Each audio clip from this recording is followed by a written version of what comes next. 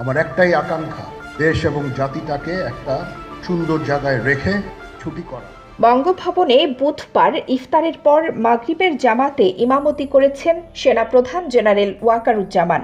এই ঘটনার একটি ছবি ইতোমধ্যে সামাজিক যোগাযোগ মাধ্যমে ভাইরাল হয়ে পড়েছে।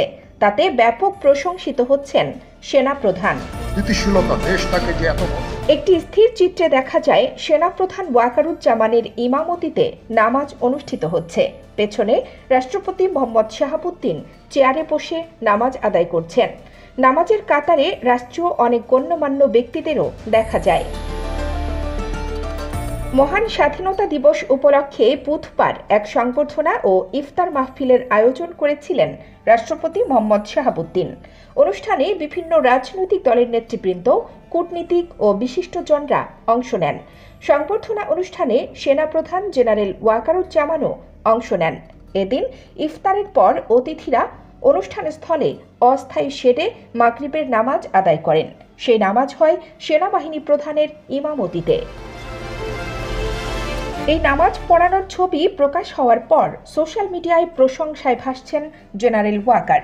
বিষয়টি নিয়ে ফেসবুকে একটি স্ট্যাটাস দিয়েছেন জেনারেল ওয়াকারের বন্ধু, সহকর্মী, সাবেক সেনা কর্মকর্তা ও বাংলাদেশ ডিফেন্স জার্নালের সম্পাদক আবু রুশদ মোহাম্মদ শহীদুল ইসলাম।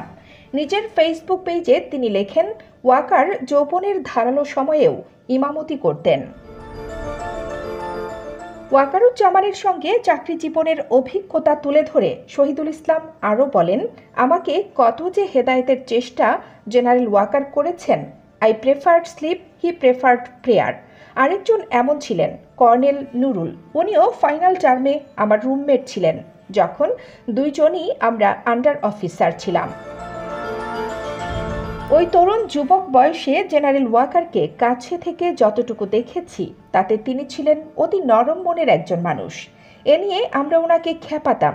জুনিয়রদের যেখানে আমি কঠোর, কঠিন মিলিটারি বুলশিট করতাম উঠতে বসতে, যাতে অবধারিতভাবে স্ল্যাং থাকতো, সেখানে জেনারেল ওয়াকার একটা স্ল্যাং ইউজ করতো না।